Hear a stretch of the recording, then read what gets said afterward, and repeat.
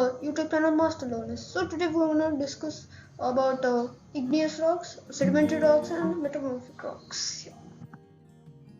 So what are igneous rocks? Igneous rock or magmatic rock is one of the three main rock types, the others being sedimentary and metamorphic rocks. Igneous rock is formed through the cooling and solidification of magma or lava. Examples of igneous rocks include basalt, granite, pumice, obsidian and tuff.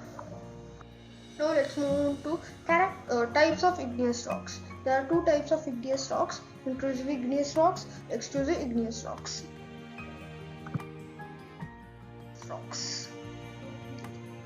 Intrusive or plutonic igneous rock forms when magma is trapped deep inside the earth. Great globs of molten rock rise towards the surface. These rocks take a lot of time to form because the temperature inside the earth is high and are large grain rocks.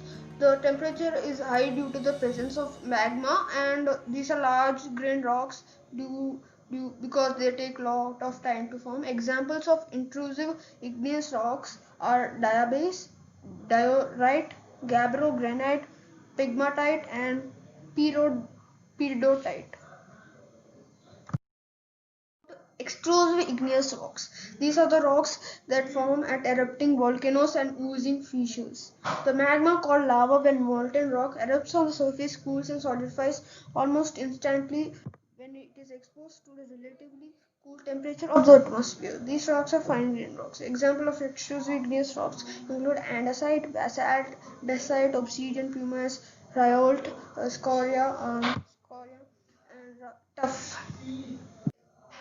Characteristics of igneous rocks. The igneous form of rocks does not include any fossil deposits, means they do not contain any fossil fuels also. Most of the igneous rock forms include more than one mineral deposit. So in igneous rocks you can see many mineral deposits, more than one. They can be either glassy or coarse. These usually do not react with acids, means the material made with igneous rocks do not react with acids and can be used in laboratories while you are dealing with acids to protect yourself.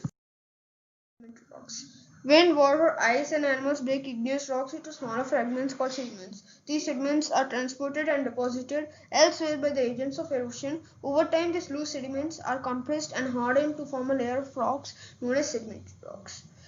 So sedimentary rocks are just igneous rocks which are broken down into smaller pieces, and the composition and the texture, everything changes due to the compression and the deposition and the erosion. And during this, everything changes and they become sedimentary rocks. For example, sandstone, limestone, shale and coal are sedimentary rocks.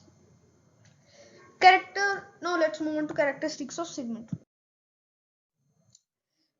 They are mostly formed underwater. They are softer than igneous rocks. They are porous. They often contain sand, pebbles, or stones. They may also contain fossils of plants and animals that get buried between the layers.